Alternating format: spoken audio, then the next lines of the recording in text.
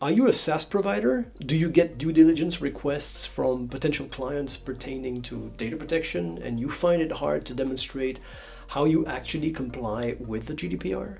If you're providing services in the EU or internationally, you'll likely have received a 300-question spreadsheet about your security, compliance, data handling, backups, and certifications. These are a pain and can drain valuable time from your workday. It's important to highlight here that GDPR certification is in its infancy, and the only practical way to demonstrate compliance is to be ready to address key questions that the inquirer then determines satisfies their needs. ISO 27701 is probably the closest normative certification to a GDPR certificate, but you'll need to be ISO 27001 certified before you can extend your ISMS to a PIIMS. Here's how we advise our DPO clients at TechGDPR. This list is not exhaustive, and what you use and keep from it depends on what is of importance to your client, in your industry, in relation to your data services. So here goes. 7 ways to demonstrate compliance. You've appointed a DPO externally, and it helps demonstrate the DPO provides independent oversight and guidance over the organization's compliance efforts. The nature of TechGDPR's oversight is based on Articles 37 to 39 of the GDPR and are outlined in TechGDPR's detailed DPO handbook communicated upon onboarding of the DPO. Good to know.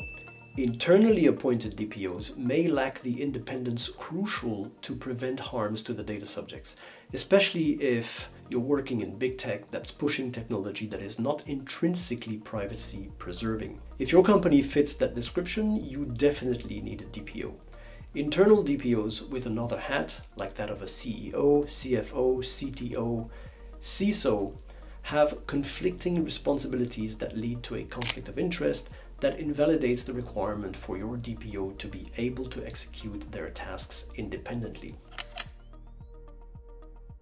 This is not a required compliance item, but it helps project management, tracking of tasks, and supports DPO resource allocation when planning their necessary mix of DPO statutory and implementation or ad hoc requests. Good to know. Consider an export that will help with yearly DPO reporting to higher management. This is not meant to be shared externally, but it shows a high level of awareness, understanding of DPO tasks, and demonstrates your roadmap. Now, if this doc shows your DPO is not officially, formally, or in practice involved in product development, you'll fail to demonstrate how you fulfill privacy by design requirements.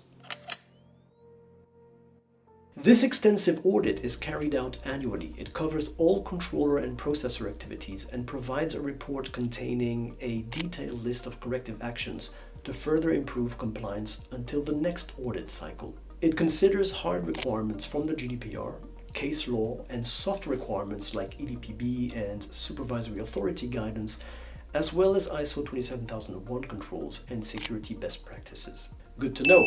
It can be shared with customers after appropriate scoping. This is an annually conducted and DPO-led formal review of your website activities, website security, and the external resources loaded. It encompasses GDPR consent, the related transparency obligations, and e-privacy requirements specific to cookie consent.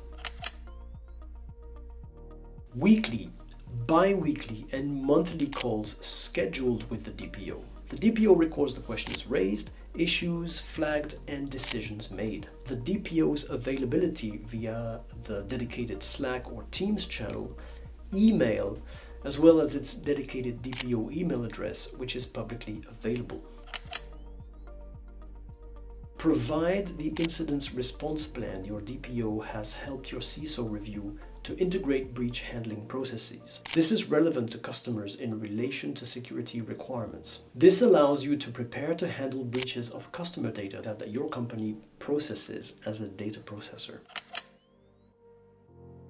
This central compliance artifact from which all compliance efforts and insights stem is formally and independently reviewed by the DPO twice a year. It fulfills requirements to keep granular and auditable information as to the uses of company data. It is not meant to be shared externally, but your company makes use of it to visualize the degree of visibility it has over its own data processing, for internal and external audits, for maintaining oversight over compliance work needed.